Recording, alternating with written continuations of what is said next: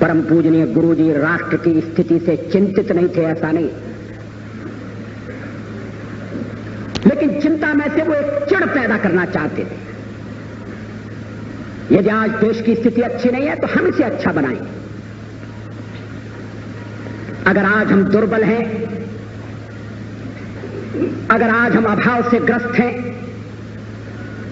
अगर भारत माता का कोई भी पुत्र या पुत्री सम्मान से, समृद्धि से जीवन यापन करने की क्षमता नहीं रखता, तो ये हमारे लिए चुनौती है और हम इस चुनौती का सामना करके भारत के भाग्य को बदलेंगे।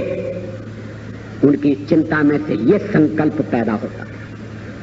बार बार मेरी आंखों के आगे वो आखिरी दिन का चित्र उपस्थित हो जाता है।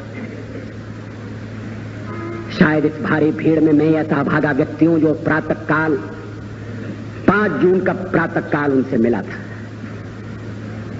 हम लोग रात्रि भर आदिलाबाद से कार्क से यात्रा करके हेडगेवार भवन पहुंचे थे। इच्छा थी परम पूजनीय जी के दर्शन कर लें। वो संध्या वंदन करके बैठे थे। संध्या का क्रम कभी नहीं रुका। संघ की प्रार्थना प्रतिदिन करने का नियम कभी नहीं टूटा। और संध्या के बाद मिलने वाले लोग, हम लोग पहुंचे तो वही भुवन मोहिनी मुस्कान, हृदय का हरण करने वाली, तापों का निवारण करने वाली। व्यक्ति कितना भी दुखी हो, थका हो, चिंतित हो, एक बार परम पूजनीय गुरु जी के सानिध्य में पहुंच गया और उनकी दृष्टि पड़ी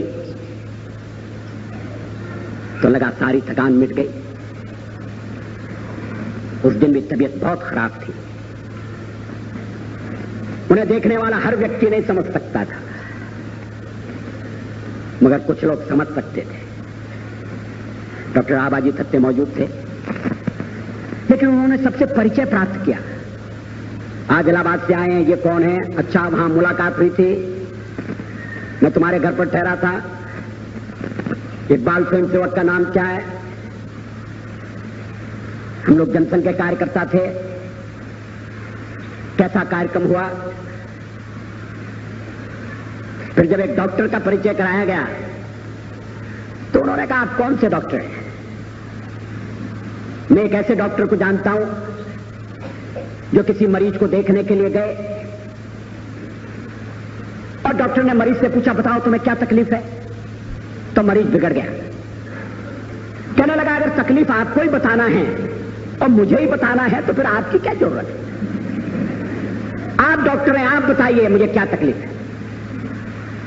तो डॉक्टर ने कहा, ठहरो, मैं ऐसा डॉक्टर बुलाकर लाता हूं जो बिना तुम्हारे बताए तुम्हारा इलाज करेगा। और वो डॉक्टर बाहर निकलकर एक वेटरनरी सर्जन को बुलाकर ले आए, एक जानवरों के डॉक्टर को बुलाकर ले आए। कहने लगे कि ये तुम्हारा इलाज कर सकते हैं, इनके मरीज को कुछ बताने की जरूरत नहीं पड़ती, ये स्वयं सब कुछ समझ लेते। तो फिर उन्होंने जो हमारे साथ डॉक्टर थे उनसे पूछा, आप कौन से डॉक्टर हैं? ये विनोद था, वो जानते थे वो डॉक्टर कौन है। मगर मृत्यु दरवाजे पर खड़ी थी, शरीर साथ छोड़ रहा था, संसार के बंधन एक एक करके टूट रहे थे। परम पूजनीय गुरु जी जानते थे अंतिम बुलावा आ गया है।